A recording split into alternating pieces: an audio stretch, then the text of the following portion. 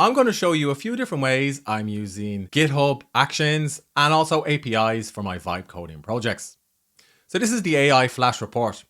It's a news aggregator that I built with the help of Cursor. And it basically rounds up all of the latest developments on the AI or in the AI space.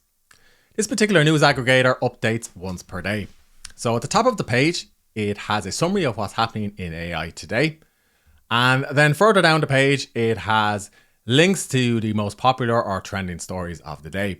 These are on mainstream publications, on blogs, and even on places like Reddit.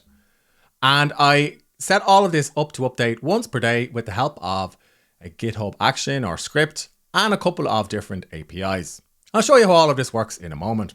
But first, here is another project in a different niche that I created, and you'll see why this is relevant in a moment. It works pretty much the same as the AI Flash Report, except it rounds up the developments in the climate change space.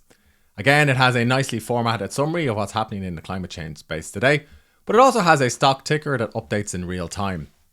Now, when I'm recording this video, the stock market's actually closed, so that's why these prices are static. But I was able to create this summary and collate all of these sources from a variety of publications, and also this stock ticker with the help of an API and a couple of GitHub actions. So I'm going to navigate over to my GitHub repo for the AI Flash Report. And I'm going to navigate to the Actions tab. And you can see here I have something here called the Daily News Update. And this is a script that I coded with Cursor, which updates once per day. Now it took a bit of backwards and forwards to get this working, mostly because I found the API keys a little bit tricky to figure out, but I got there in the end. And I was able to code all of this with Cursor. And basically this particular script puts my prompt into Perplexity, runs an RSS aggregator, and also finds some other sources for my news stories.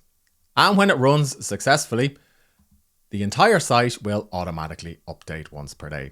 Now, like I said, it took a bit of backwards and forwards to get this working. So you can see here some of the actions originally didn't run. The process is pretty similar for the Climate Flash Report. There is one subtle difference, however, which I'll show you.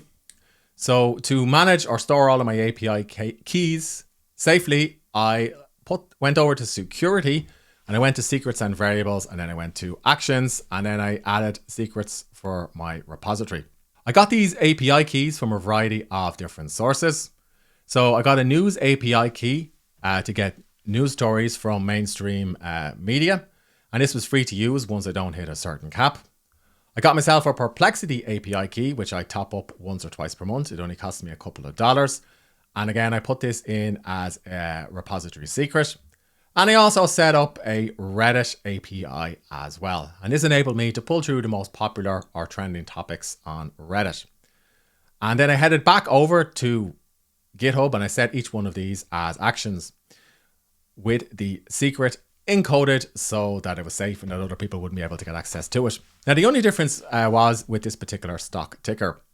That's because when something is in GitHub and Netlify, it tends to be static, i.e. it's not updating in real time. So I actually had to get the stock ticker API that I got from a site called 12 Data. So 12 Data basically gives real-time information about stocks. I got an API from 12 Data, and rather than putting it into GitHub, I headed over to Netlify and I set it as an environment variable. Now, Cursor was able to walk me through all of this process and help me QA it locally on my computer before I published everything to GitHub.